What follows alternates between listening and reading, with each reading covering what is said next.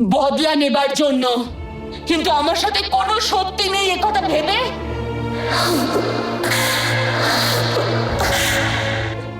আমি এতদিন কত কষ্ট পেয়েছি।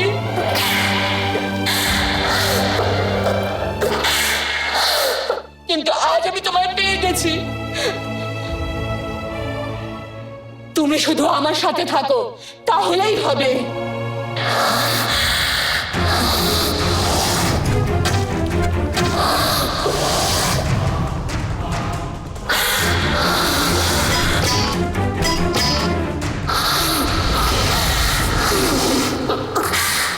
তোমার দেখা আমি ঠিক সময়তেই পেয়েছি। আমি এই ছবিটা নিয়ে যাচ্ছি বাবা, আমাকে ক্ষমা করে দিও। এই ছবিটা দেখলে আমি নিজের মনোবল আরো বাড়িয়ে নিতে পারবো, তাই এটা আমার চাই। আমাকে ক্ষমা করে দিও বাবা।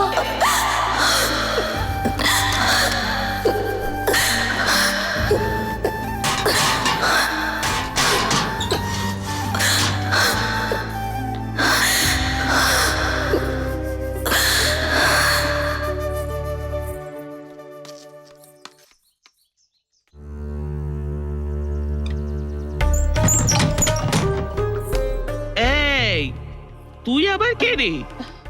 ভেতরে তো বুড়ো লোকটা এখন নেই, তাহলে আমি আসলে ওনাকে চিনি, খুব ভালো করে চিনি আমি। তোকে তো দেখে খুব বড় লোক বাড়ির বউ বলে মনে হচ্ছে। ওই বুড়ো পাগলাটার সঙ্গে তোর কি আমি দরকার? আসলে ওনার মেয়ের মতো, এর থেকে বেশি আর কিছু বলা সম্ভব নয়। আপনি ওনাকে ওই মহলের লোকজনের থেকে দূরে থাকতে বলবেন। আচ্ছা আমি এখন আচ্ছা, আসি। কি ব্যাপার কে জানে?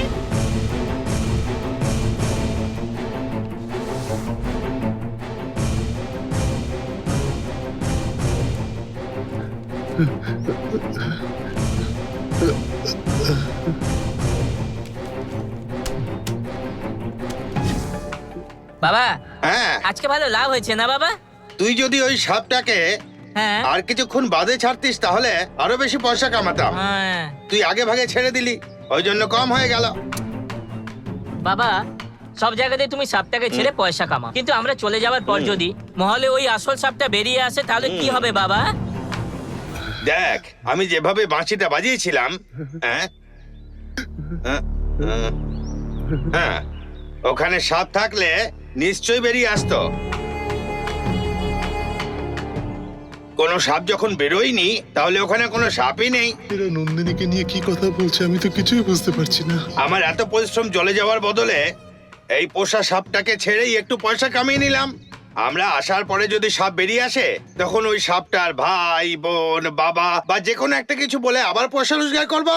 ওটা কোন সাপ তার আধার কার্ড বার করে তো কেউ আর চেক করবে না। এই খেলাটা ভালোভাবে চললে পয়সা রোজগার কনফার্ম। সত্যি বাবা, এই সাপটাকে ধরে রোজ রোজ কিভাবে পয়সা কামানো যায় সেটা তোমার কাছ থেকে শেখা যাবে। সেই জন্যই তো আমার নাম মিটার মনোহর। আমার দাম মিটারের মতো চড়চড় করে বেড়ে চলে। তুই আমার সাথে থাকলে সব শিখে যাবি আর আমার মতোই ওপরে উঠতে পারবি। এই একটা সাপকে ধরেই তুমি তোমার মিটার বাড়ি চলেছো, হ্যাঁ, কিন্তু যখন তুমি বুড়ো হয়ে যাবে এই সাপটাও তো মরে যাবে, তাই না? আম, আমি তাই বলছি, ওর একটা বিয়ে দিয়ে তাড়াতাড়ি ওকে বাচ্চা দেওয়ার ব্যবস্থা করে দাও বাবা। হ্যাঁ হ্যাঁ, বিয়ে করিয়ে দেবো, চিন্তা করিস না। হ্যাঁ, হ্যাঁ, রবি বল। হ্যাঁ হ্যাঁ, ঠিক আছে ঠিক আছে। শোন, রবি ফোন করে আমায় একটা কাজ দিয়েছে, এক্ষুনি ওখানে যেতে হবে। ওখানে গিয়ে আবার তাড়াহুড়ো করে সাপটাকে ছেড়ে দিস না যেন। আমি যখন বলবো তখনই সাপটাকে ছাড়বি। আমি আগে দেখে আসি, তুই ততক্ষণ বস এখানে। আমিও যাবো বাবা। না না, আমি আগে জেনে আসি। আচ্ছা, ঠিক তুই আছে। এখানে অপেক্ষা কর, কোথাও যাস না। ঠিক আছে বাবা, এখানেই থাকছি।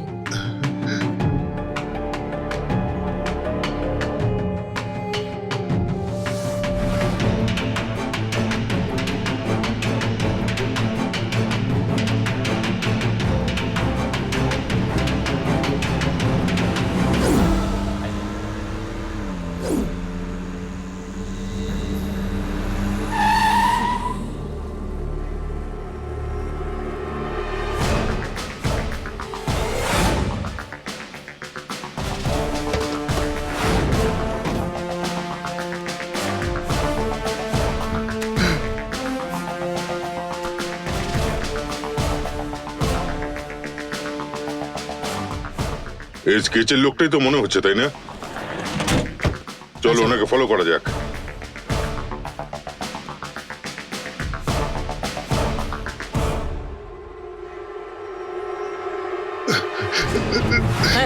ছাড়ো দাদু, ও দাদু কি করছো? দাদু ছাড়ো, ছাড়ো দাদু, এটা নিও না। ও দাদু ছাড়ো, ছাড়ো। এই, দাদু, কি করছো তুমি? ছাড়ো। বাবা এদিকে এসো। আরে, বাবা এই দেখো দাদু আরে, টেনে দাদু, নিচ্ছে। মেয়েকে দেখতে চাই। কি হচ্ছে এটা? ছাড়ো, ছাড়ো আমার, ছাড়ো, ছাড়ো। বাবা আমাকে কি দেখতে হয়েছিল দাও। কি? জানো বাবা, এই বুড়ো দাদুটা আমার এই ঝুড়িটা কেড়ে নিচ্ছিল। আমি একটু দেখতে আরে চাই। আরে থামো, এর মধ্যে পয়সা করি নেই, এটা সাপের ঝুড়ি। ইনি হলেন আমাদের দাত্রী অন্নপূর্ণা দেখতে দাও মাতা। না। চল এখান থেকে। এই তুই চল। একদম মুখ বন্ধ, একদম কোনো চেঁচামেচি না। এই, চল চল চল ঢোক। চল চল চল।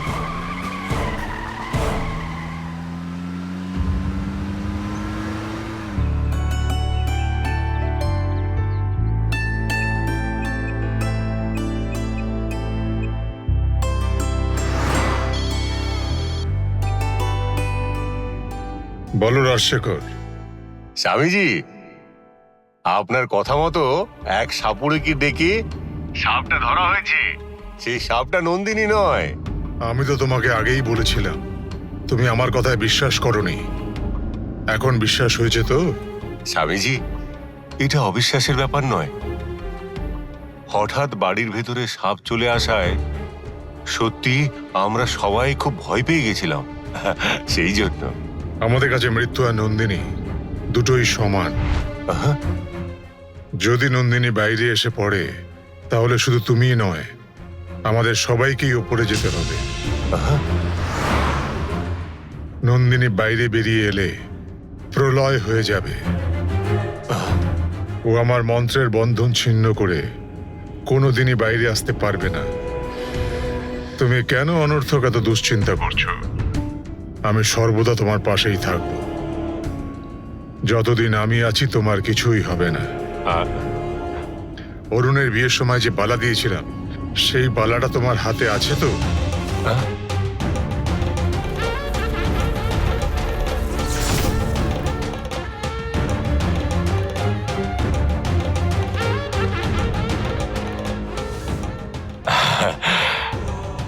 আছে স্বামীজি। ওই বালা যতক্ষণ তোমার হাতে আছে ততক্ষণ তুমি সব রকম বিপদের থেকে সুরক্ষিত। আপনার কথা শুনে আমার এখন খুবই আনন্দ হচ্ছে। অকারণে আর আমি একদম ভয় পাবো না। খুব ভালো। যখন পূর্ণিমা পুজোর জন্য আসব, আর তখন আমি নাগদোষ কাটানোর পুজোটাও করব। আহা, বাড়ির ভেতরে সাপ ঢুকেছিল, সেই কারণেই পুজোটা করতে হবে। অরুণার গঙ্গার ফুলশয্যা হয়ে গেছে, তাই না? সে কথা আমি ঠিক করে আপনাকে বলতে পারবো না স্বামীজি। সে কি কথা, তুমি ঠিক করে জানো না? নাগদোষ কাটানোর পুজোতে কোনো কুমারী কন্যা চলবে না। তা না হলে সেই কন্যার নানা রকম বিপদের সম্ভাবনা আছে। সেই জন্যই আমি ওদের ফুলশয্যার কথা জানতে চাইছিলাম। এটা জেনে নিয়ে গঙ্গাকে আমার সঙ্গে কথা বলতে বলবে। ঠিক আছে স্বামীজি।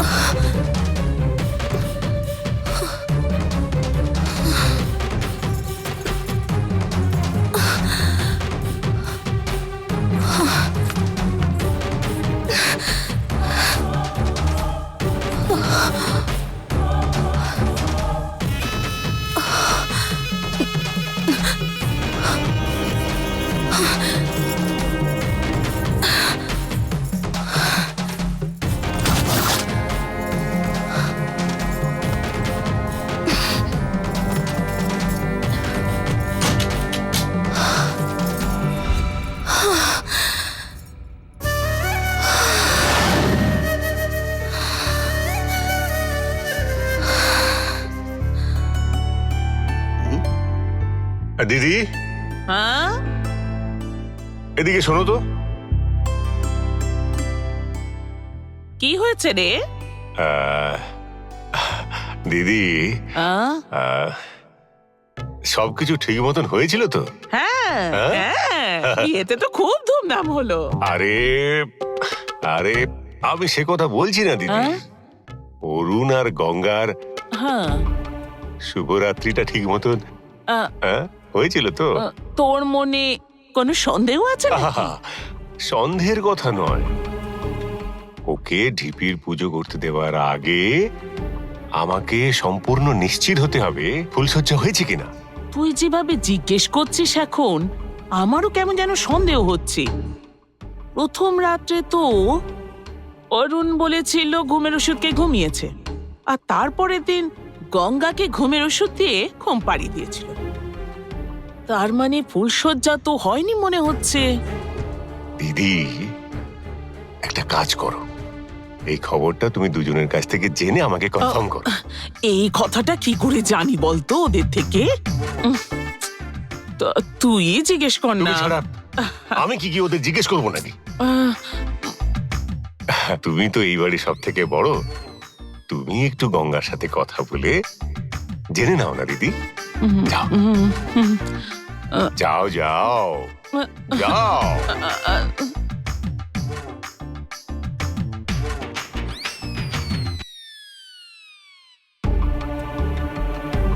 গঙ্গা গঙ্গা, উম।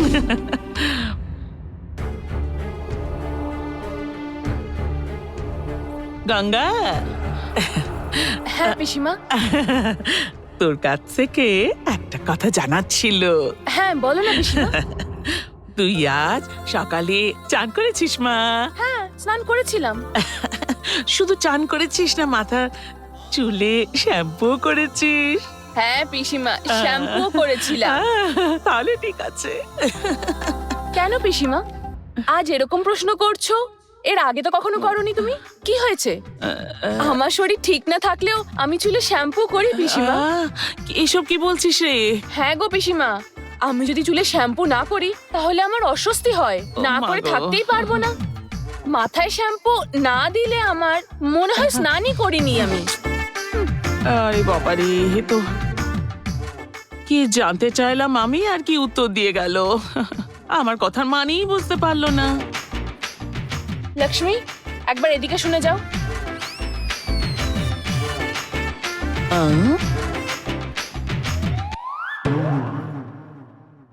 কাজের মেয়েটার সাথে কি যেন গুজুর গুজুর ফুসুর ফুসুর করছে।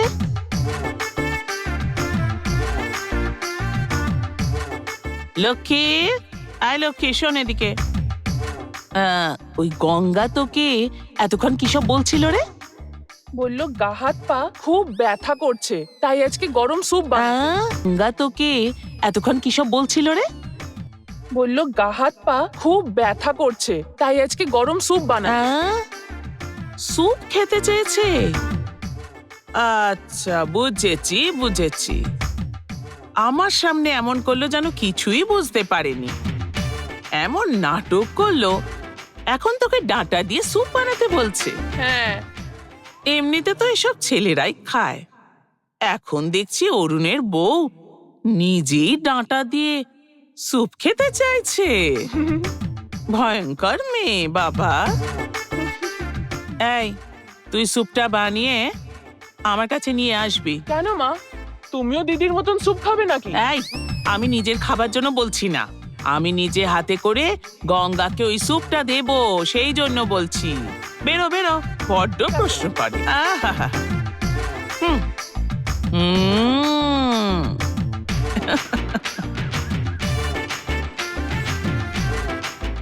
গঙ্গা, এই নে ডাঁটার স্যুপ। পিসিমা তুমি আবার কেন কষ্ট করে আনতে গেলে? আরে তাতে কি হয়েছে, বস তো বস বস।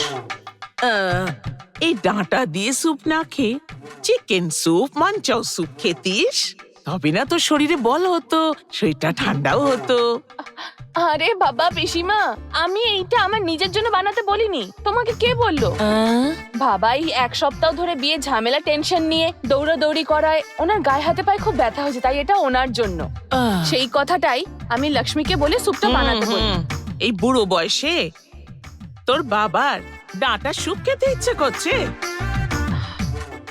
ওকে বল গিয়ে ভালো করে তেল মালিশ করে আপাদ মস্তক চাদর মুড়ে ঘুমিয়ে পড়তে যা। তাহলে স্যুপটার কি হবে? হ্যাঁ, এটা তুই খাবি? আরে আমি কেন? তোকে আজ খেতেই হবে এটা, এক্ষুনি খাবি এটা। উম,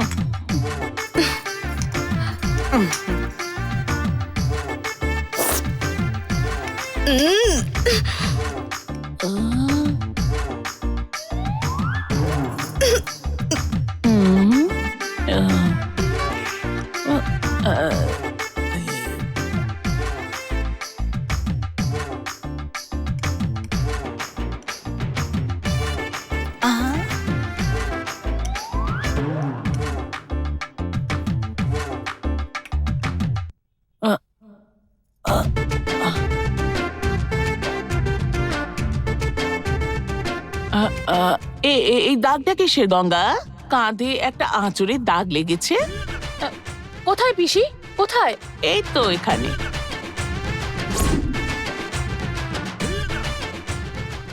ও, এই দাগটা কাল রাত্রেও আমার কাছে এসে হ্যাঁ, তারপর জিজ্ঞেস করছিল যে দেবসেনা ঠিক করে খাবার খাচ্ছে কিনা। আরে ওসব কথা ছাড়, তারপরে কি হলো বল। তারপর কি হলো? তাই তো বলছি, ও যখন আমার সাথে কথা বলছিল, কথা বলছিল, দেবসেনা পিছন থেকে এসে গলার চেনটা টানতে শুরু করলো। তখনই চেনটা লেগেই দাগটা পড়েছে আমার। গঙ্গা, তুই কিন্তু এবার আমাকে রাগিয়ে তুলছিস বলে দিলাম। আমি তোমাকে কোথায় রাগিয়ে তুলছি? মনে হচ্ছে তুমি আমাকে কিছুটা জিজ্ঞেস করতে চাইছো, কিন্তু লজ্জা পাচ্ছো। যা বলতে চাইছো তুমি তা আমাকে সোজাসুজিই বলো। ঠিক আছে, এবার সোজাসুজি জিজ্ঞেস করছি, এদিকে শোন। আচ্ছা, এটা জানতে চাইছো? হ্যাঁ। আচ্ছা, এদিকে এসো।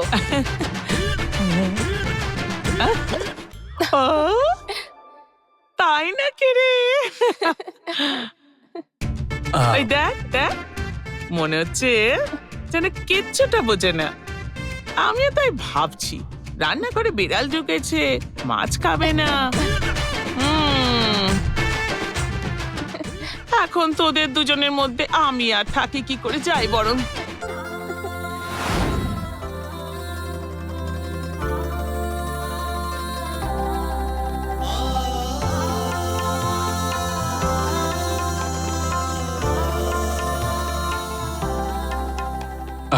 তুমি পিসিকে কি বলছিলে?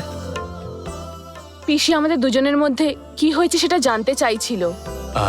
তুমি তার জবাবে কি বললে? সবকিছু হয়ে গেছে আমি বলে দিয়েছি। মিথ্যে কেন বললে? তাহলে কি সব সত্যি কথা বলতাম পিসিমাকে? আমাদের দুজনের মধ্যে যা সম্পর্ক, তাই চার দেওয়ালের মধ্যেই থাকা ভালো। এ বিষয়ে অন্য কারোর জানার কোনো দরকারই নেই। এই কথাটা তো তুমি আমাকে বলেছিলে, তাই না? হ্যাঁ, তাও বটে। ঠিক আছে।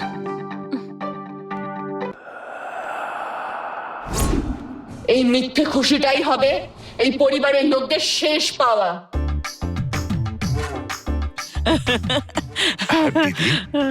আমি গঙ্গাকে সোজাসুজি কথাটা জিজ্ঞেস করে নিয়েছি। তাই বুঝি? ওদের দুজনের মধ্যে যা হবার সব হয়ে গেছে। বললো? হ্যাঁ। শুনে খুব আনন্দ হচ্ছে। এক্ষুনি একবার স্বামীজিকে ফোন করে জানাই। ও আবার রে, সব ব্যাপারে স্বামীজিকে ডাকা কবে যে বুদ্ধি হবে। কি হয়েছে রাজশেখর? স্বামীজি, অরুণ আর গঙ্গার মধ্যে যা ঘটার ছিল তা ঘটে গেছে। তাহলে ফোনটা তুমি গঙ্গাকে দাও। আচ্ছা, দিচ্ছি স্বামীজি, আপনি লাইনে থাকুন। হ্যাঁ।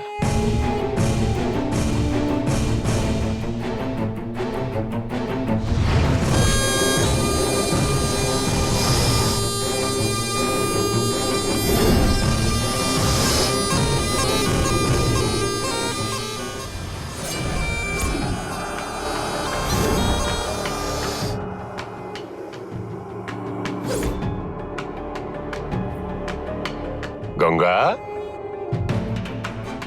গঙ্গা, স্বামীজি আপনাকে তো ফোনে পাওয়াই খুব মুশকিল। আপনি আর একটু ফোনে থাকুন। ধরুন ধরুন। গঙ্গা, গঙ্গা, স্বামীজি তোর সাথে একটু ফোনে কথা বলতে চান। এই নে মা, কথা বল। গঙ্গা, তুই কথা বল না মা। হ্যাঁ ঠিক আছে। হ্যালো। কি খবর মা গঙ্গা, ভালো আছে তো? তুই যতদিন বেঁচে আছিস আমি কি করে ভালো থাকতে পারি? কি হলো মা, তুমি কোনো জবাব দিচ্ছ না? আগে হ্যাঁ, আমি ঠিক আছি, বলুন। কাল রাতে তোমাকে পূর্ণিমার পুজো করতে হবে।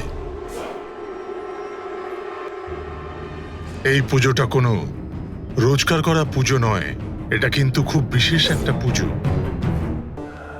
বাড়িতে যে সাপ ঢুকেছিল সেটা খণ্ডন করার জন্য। তাই জন্য আজ সারা রাত থেকেই বাড়ির আনাচে কানাচে কামাক্ষী প্রদীপ জ্বালিয়ে রাখতে হবে। যতক্ষণ না পূর্ণিমার পুজো শেষ হচ্ছে ততক্ষণ যেন প্রদীপ না নেভে। ঠিক আছে স্বামীজি।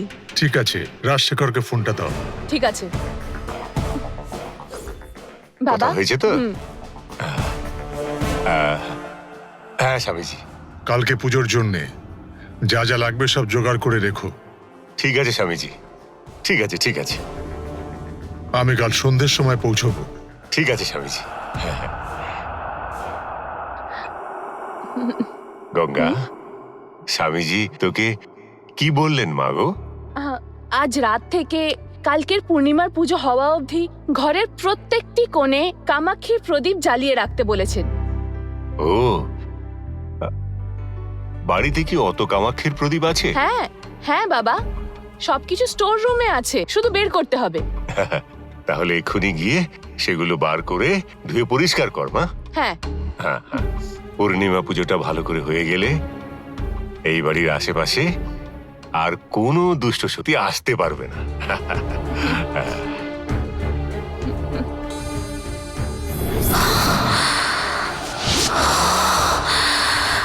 তোর নিজের পরিবারই দুষ্ট লোকে ভরা, তোরাই আসল দুষ্ট শক্তি। আর এই পূর্ণিমার পুজো করে তোরা কোন দুষ্ট শক্তি তাড়াবি? তোদের সকলকে আমি কালকেই উচিত শিক্ষা দেব।